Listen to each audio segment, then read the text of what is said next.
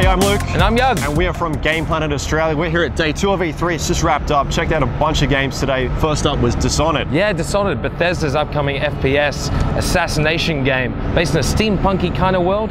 The playthrough they showed us had the same level, but in 2 different playthroughs. One of them stealth, and one of them your hardcore combat. Action, violent. They were stabbing and throwing plagues of rats that ate the enemies. It was kind of cool. But the stealth stuff, they showed us a whole bunch of different abilities, like blink ability, that's teleporting. They possessed a fish, but you can possess other humans as well. And this dark vision, kind of thermal vision-y kind of thing. But it was really cool. It was my favorite game of E3 so far. Yeah, it reminds me of like Bioshock and Thief. If they smashed them together, this is what you get. It's good stuff.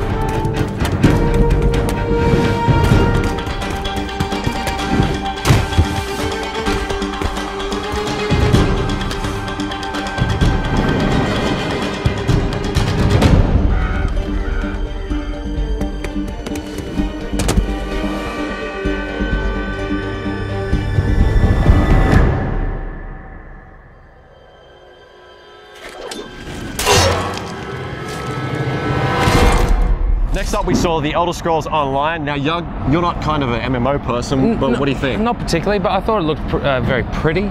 You know, I mean, there were different environments at least. Like they looked kind of Japanesey, and some of them looked, you know, what else? Fantasy, medieval, Aztec-y, and things like that. So it looked pretty, but you know, there was nothing. I'm not an Elder Scrolls fanatic, so I'm not quite sure what there is to it that would appeal to me. What about yourself? Nothing jumped out at me at all, really. I mean, I was a big fan of the Star Wars MMO, and that's a huge franchise, and that's still struggling to pick up. So I don't know how these guys are going to do, but we'll have to wait and see. We'll see what happens.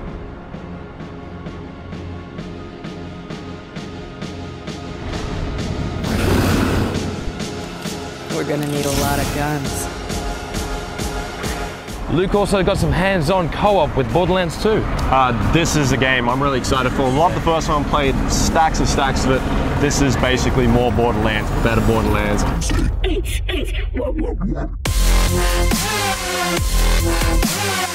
There's so much loot dropping out of everything. It's really, really good. I can't wait. Looks awesome. After that, I got to check out NBA 2K13. Big fan of that series. What they've done this time around is chucked in the All-Stars mode. So you get to play the All-Star weekend, you know, dunk contest, 3-point shootout, that sort of thing. Yeah, that looks awesome. They've got like a Guitar Hero mini game in there, which, so if you're trying to do a dunk, it kind of throws in, you gotta mash some buttons. And Guitar Hero mini game? Yeah, they said it was kind of inspired by Guitar Hero Rock Band type thing. Looks really interesting. They do have some other big surprises up their sleeve, but they're not letting us know quite yet, so keep an eye out for that one. Hey Jim, your rig ready to roll? Yes, sir. We've been surveying an energy pocket, a big one out by Howling Pass. Don't need to tell you that we really need this one. Don't you worry. Yug went along the Capcom booth to check out Lost Planet 3. What do you reckon so far? Look, I thought it was great. I didn't expect that much from it, to be completely honest. But I played the original Lost Planet, and this one was set before the events of that original, and it's on the same ice island, except it looks a lot more alien-like now. There's like shards of ice sticking up in the background with electrical storms, you know, in the distance, and sunsets up in the sky. It just looks awesome. And you know, you actually, in this demo, I got to actually play it, you know, pilot this giant mech suit from a first-person perspective with like grappling hooks, grappling arms, and screw things, and it's mechs, right? It's mechs are always awesome. It's awesome, so. And one of the best things was all the cutscenes and the characters and the dialogue. It wasn't cheesy and corny. It was actually quite enjoyable. So I thought it was great, and I'm really looking forward to it. So while Yug was checking out Lost Planet 3, I went and checked out Devil May Cry. Yes. And that game's looking pretty good. I didn't play any of the other games, you know, so this one's a reboot. Dante's in there doing stacks of combos. It's the guys that did Ninja Theory, so Enslaved they made. Looks pretty good. I don't know what some of the fanboys I'd just like to cut in and say I actually did go in and play it. Luke told me I needed to go in there and play it because there was a pole dancer in the room behind us, distracting us. You were quick smart to jump in there. I was. Thank you. Final game we saw at the Capcom booth was Resident Evil 6. Luke, what did you think? Well, this one is quite different. You actually play 3 characters, like different storylines. I got to check out Chris Redfield. Yep. He's apparently a lot more fast-paced, action-orientated. The other guys, you know, are kind of different. So one of them might be a bit slower. It's a bit more horror aspect. But yeah, it's okay.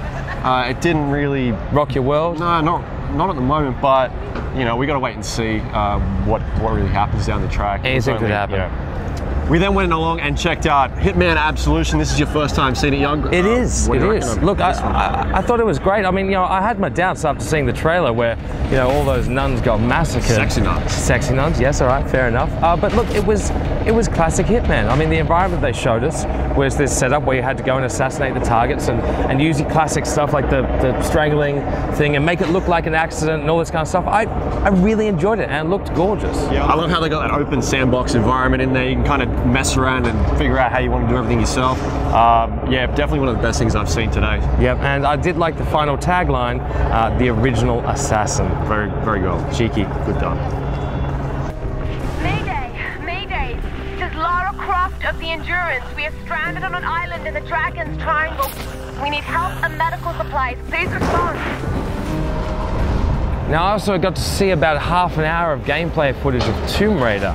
And look, I gotta be honest, I wasn't expecting what I ended up seeing. I mean, this is like survival Lara Croft, you know, she's broken, she's frail, she is, you know, damaged, she's like blood and bruises everywhere, and you know, everything she's doing is a fight for survival, going to actually hunt her own, you know, animals and skin them alive, and it was really brutal. And there's scenes that are like her almost basically being sexually assaulted and shooting guys through the head, and their brains and blood comes out. It's just not PC family friendly Tomb Raider. I got to check it out last year, unfortunately not this year, and yeah, I did quite enjoy what I saw last year. It's looking very Uncharted-y.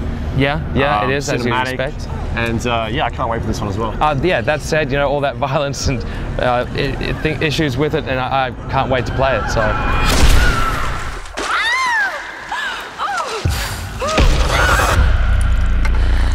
What is this place?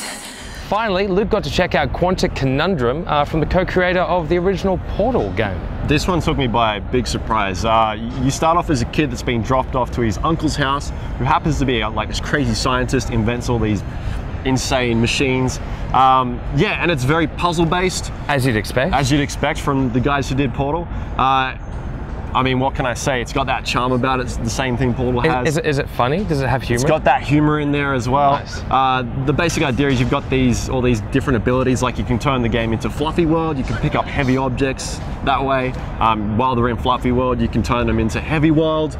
Cool. And then everything just becomes really heavy. You can throw it through glass, and there's just all these different puzzle elements in there. And I think this one's going to be a pretty big game. It's due out in June. Sounds great. And that is it from us at day 2 of E3. That's right, and make sure to go to gameplanet.com.au to check out all the latest content from E3.